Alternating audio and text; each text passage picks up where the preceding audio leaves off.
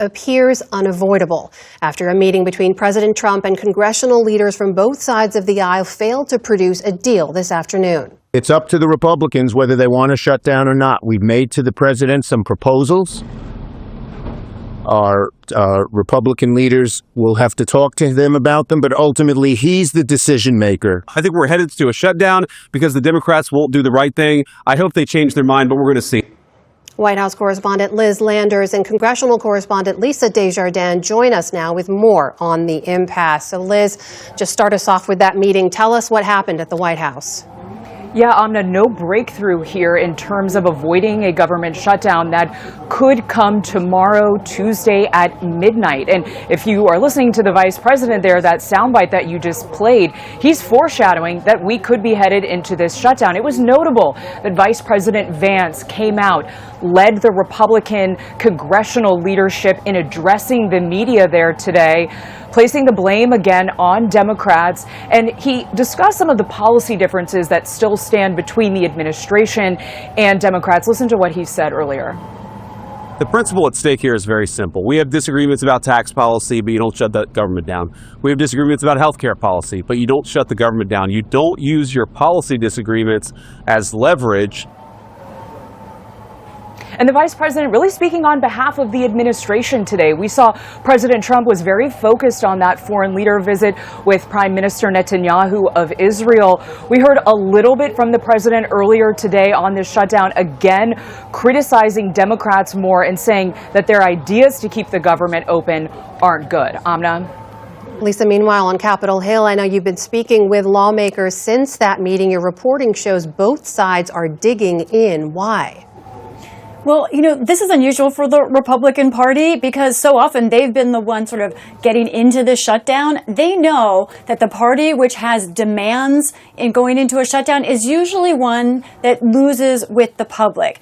They know that because that's often been them. So they think this is an opportunity to make the Democrats look like they aren't serious about governing. But Democrats, on the other hand, do have important policy priorities here. At the top of their list is one where they think they have an advantage and which is pressing healthcare. We're deadly serious about addressing the Republican-caused healthcare crisis because it's a deadly serious issue for the American people. Largest cut to Medicaid in American history. Hospitals, nursing homes, and community-based health clinics closing right now. Now, also something that is critical about this right now is that it's a political test. When you look at the 5 leaders who met today at the White House, of those 5 leaders, only 2 of them have ever been in this position before, President Trump and Chuck Schumer. So it's a test also of leadership. I think I lost IFB.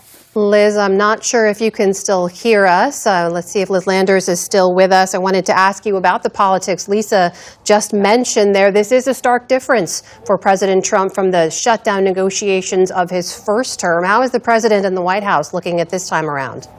Amna, back in 2018, President Trump was the president during the longest government shutdown in U.S. history from 2018 that spanned into 2019. And at that time, he took responsibility for the shutdown. He said in a meeting with Leader Schumer and Speaker Pelosi at the time that he was accepting responsibility for shutting down the government because of border security. This time, we are hearing a very different tune from the president. He has repeatedly blamed Democrats over and over. And a former White House official that I spoke with a few days ago who worked in the first Trump administration noted that it seems like the current White House has learned their lesson on messaging from the first time around, from the first Trump administration. And Amna, earlier today, or yesterday rather, President Trump hinted that some of these shutdowns could impact federal workers in terms of a reduction in force. We had talked about that last week, the administration outlining that they may permanently be able to fire people using this mechanism, the reduction in force mechanism.